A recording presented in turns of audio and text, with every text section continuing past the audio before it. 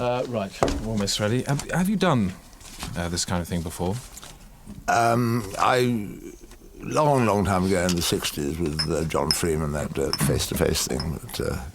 But I mean... He was a hopeless amateur, broke down, wept halfway through the interview. How did it resolve, that particular encounter? I gave him a hanky and told him to pull himself together.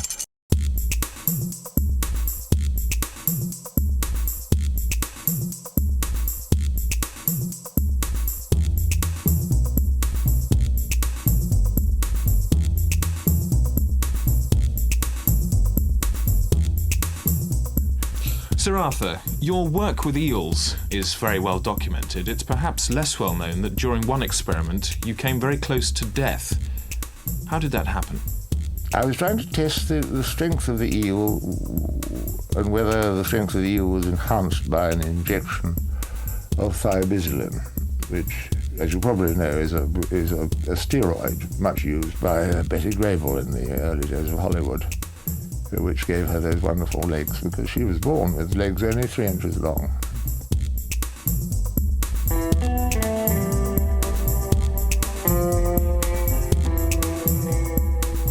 But through administration of this drug and what is called tugging, namely pulling by the ankles, they managed to get Grable's legs up to the required film-style length.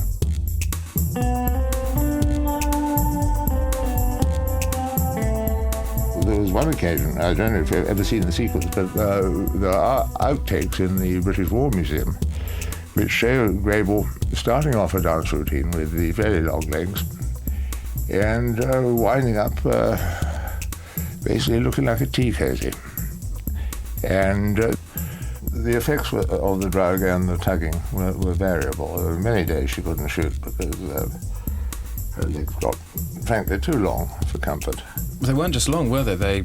They flexed backwards.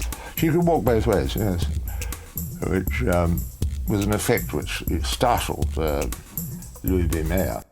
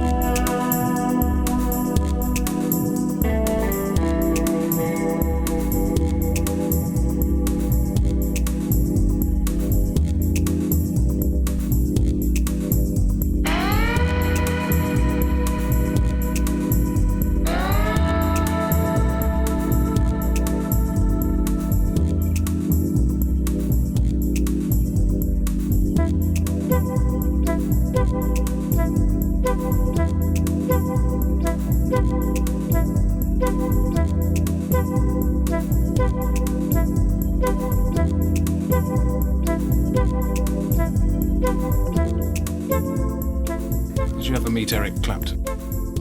Several times. He was frightfully nice, a great comfort to me, Eric, because he's been through so much, hasn't he?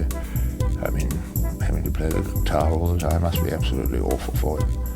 But Eric is a pathetic individual, really. Give me Ginger Rogers or Ginger Baker, whatever the other one is, one who went to Africa and taught the natives how to play the drums.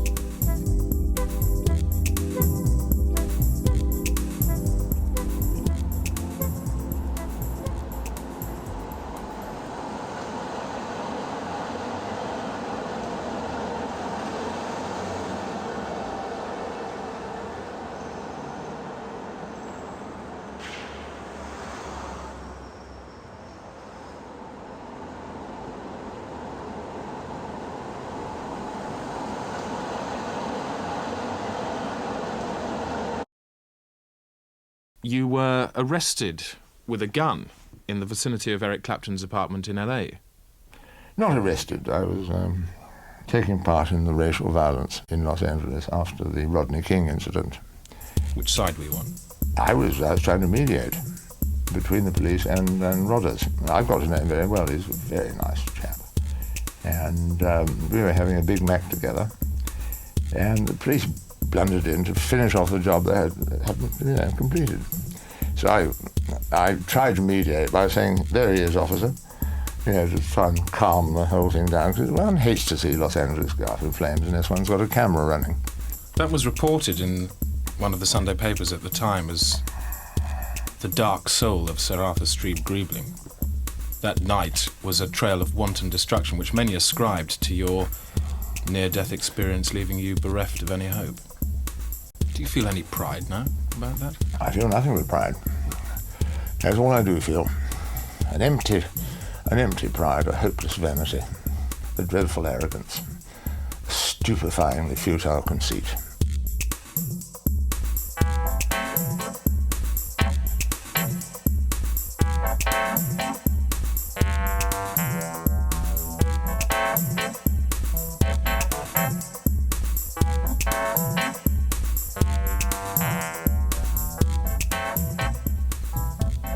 And the fact that you got away Yes, that's not mince words.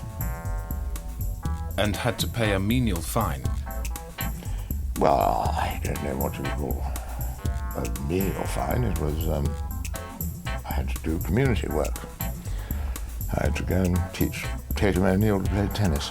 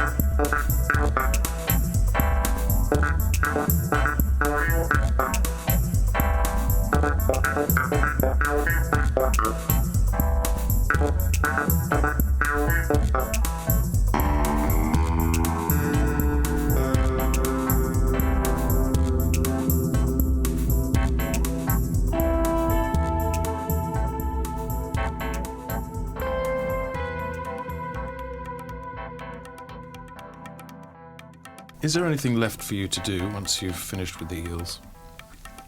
Well, I still got to work on her backhand.